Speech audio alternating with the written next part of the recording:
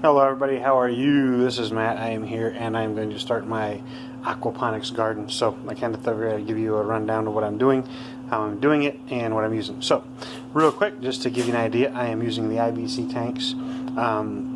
You can buy them online for anywhere from 50 to 100 bucks, but just a real quick thing, if you go to a local distillery, brewery, winery, a lot of times they have them and they cannot give them back, the food grade ones, so you can actually get them for free. So before you go buy them, just take a peek there and see what they can do. So let me get everything turned around here and I'll show you what they look like and what I'm going to do.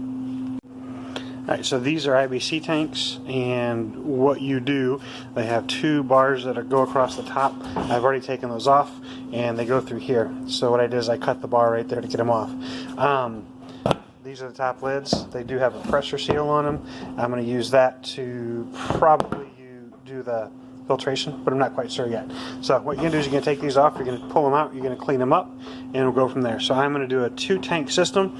I'm going to use 1 tank for the fish, so most likely this one here, and then this one I'm going to go ahead and I'm going to cut up and make 2 beds. So what I'm most likely going to do is cut them sideways versus this way, and the reason being is because on the one side of the tank, real quick here, you'll see that they have a valve.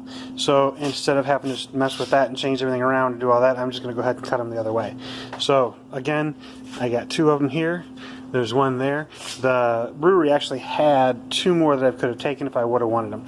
And alright, so what we've done so far is I went ahead and cleared the tank out. So I pulled it out. I say cut the lips off, and then we are going to take the top and the bottom, so the 2 sides. So we're going to cut up 12 inches on each side. I'll figure out how to flip this over here in a second to show you.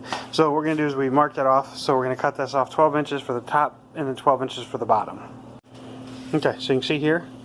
So we're going to do 12 inches here. We're going to cut this first. Then we're going to do 12 inches here. And the thought being is that we can go ahead and leave this sideways, use the back as support, and this is top. So I'm going to have 1 that I'm going to build up on the bottom down here, and I'm going to leave 1 on the top up here.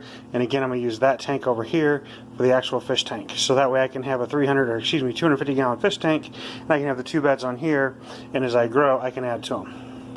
Alright, we got the first one cut down. Now we're going to do the second again, a little over 12 inches. We're going to take, this way we're going to eliminate the top as well as the filter on the bottom. So we're going to put them sideways.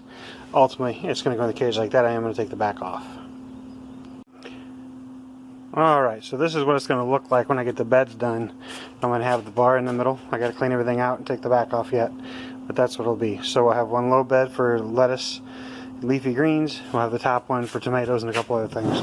So we can have 1 bed draining the other. So now I'm going to go ahead and get it cleaned out and take the back off and get it set up. And there you have it. That's the base finished. So basically I'll get it back out tomorrow, kind of finish cleaning it up, but ultimately, and I'll give you a little rundown, but they're done. That's the basic. So the far tank's going to be for fish, bottom's a floating tank, top will be the bed for tomatoes and all that kind of good stuff.